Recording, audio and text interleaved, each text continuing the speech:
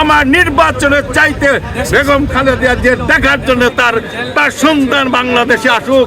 যদি তার জীবনের নিরাপত্তায় বাংলাদেশের লাখ লাখ মানুষ তার জন্য জীবন দিবে, এমন কোনো শক্তি নাই। তার জীবনের প্রতি কোনো অহংকার হতে পারে। হাওয়া ভবন থেকে শুরু করে সুগন্ধায় আমি তার পাশে অবস্থান করেছি। আমার জীবনের সার্থক।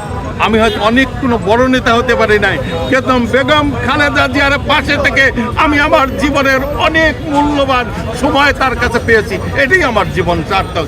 আর তারই কারণে আজকে সেই মনে অনুভূতিতে আজকে এবার কেয়ার হাসপাতালে এসেছি বেগম খালেদা জিয়ার জন্য দোয়া করার জন্য। যত বাধা বিঘ্ন থাকবো আমরা তো বাসায় থাকতে পারছি না। আমাদের গণতন্ত্রের মা, আমার জীবন দিয়ে আমি যাবো, আমার মা ফিরে আসুক।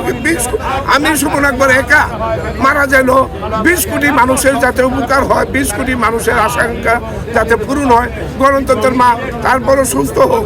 দেশ বাড়িতে তো থাকতে পারছি না, মনে মানায় না। বাকিটা উপর আল্লাহ রব্বুল আলামিনের কাছে দোয়া প্রার্থনা করি আমাদের গণতন্ত্রের মা সুস্থ হয়ে ফিরে আসুক আমাদের সামনে। উনি যে কষ্ট করতেছে তার থেকে আমাদের এটুকু কষ্ট কিছুই না।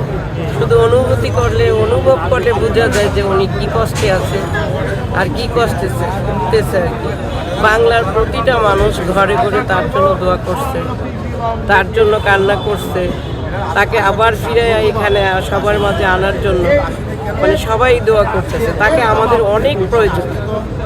আপনি কান্না করছেন কেন? কান্না করছেন আমরা দেখতে পাচ্ছি। তার জন্য যদি দেশে কাউকে প্রয়োজন হয়, দেশ নেত্রী বেগম খালেদা জিয়া মানে আমাদের জনগণের মা, তাকে আমাদের খুব দরকার। আল্লাহ যদি তাকে আমাদের মাঝে আবার মানে ফিরিয়ে দেয়, যে যতদিনই হোক আমরা কাছে পাই, মানে আমরা শান্তিতে বাস করতে পারি।